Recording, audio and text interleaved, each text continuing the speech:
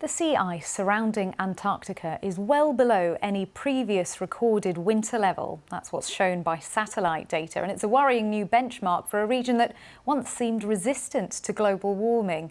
Have a look at this map. So this image shows the typical extent of sea ice at this time of year, specifically on the 14th of September. So that's the yellow dotted line. But the actual extent of ice is much less than the median. And as we head into the Antarctic summer, much of the existing ice will continue to melt.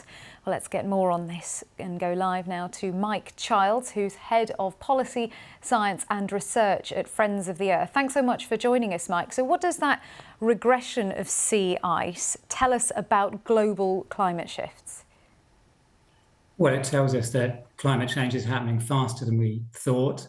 We're seeing these kind of alarm bells going off around the world. We've got the sea ice, as you say, in Antarctica. We've got Canadian wildfires we've seen all through the summer, extreme rain, perhaps connected to the dreadful situation in Libya.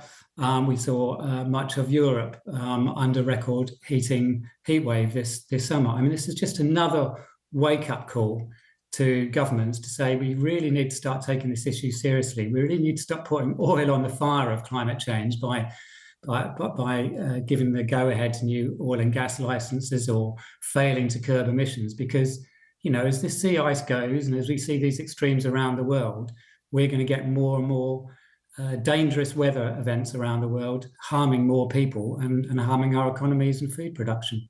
And why is climate change happening faster than we thought?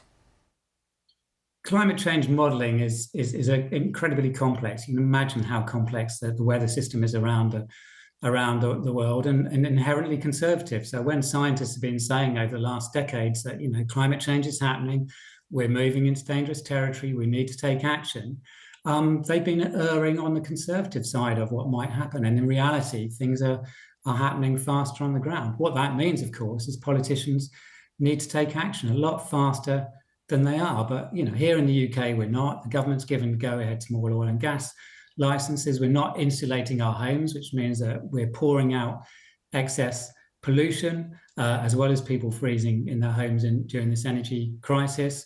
You know, there's so much more we could be doing to reduce carbon emissions, making quality of life better, and trying to stop this climate change getting worse and worse and worse. And if we go back to the shrinking of the sea ice, people watching at home will have seen the image that we showed of a map indicating what the median level should be. You can see it again now if you're watching at home. What does that mean for the wider ecosystem and for native species there? Well, the shrinking, the polar regions, both in the South Antarctica and Arctic and North, are giant refrigerators for the planet. So they help keep the planet cooler than it would otherwise be. So those shrinking levels of ice help warm up the planet. But of course, as you say, Lexma, there's lots of species that also depend on that sea ice and a stable environment. So certainly for some of the penguins we see in Antarctica, that's going to be more and more worrying. We're going to see much more challenging environment for them to thrive, and we could lose some species of those. And then in the north, in the Arctic, we can see the challenges faced to wildlife there.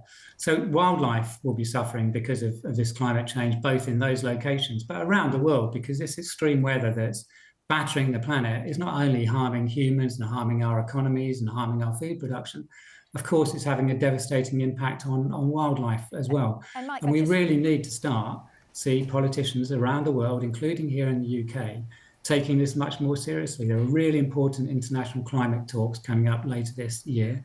The UK government is way off track of meeting its promise that it's made internationally. It's got to step up and deliver, and so do other countries.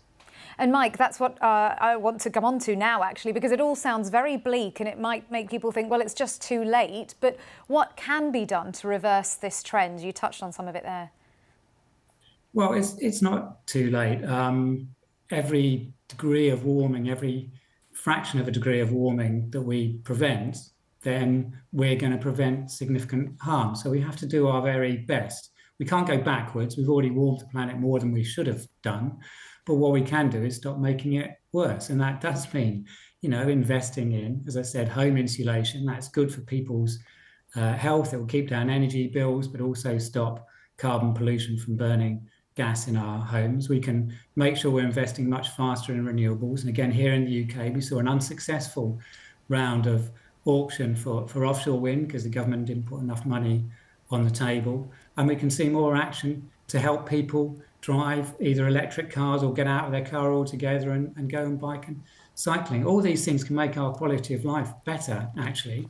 But the government's just not giving it the priority it needs. Well, thank you so much, Mike. It's always good to end on a positive with something that we can do. That's Mike Childs from Friends of the Earth.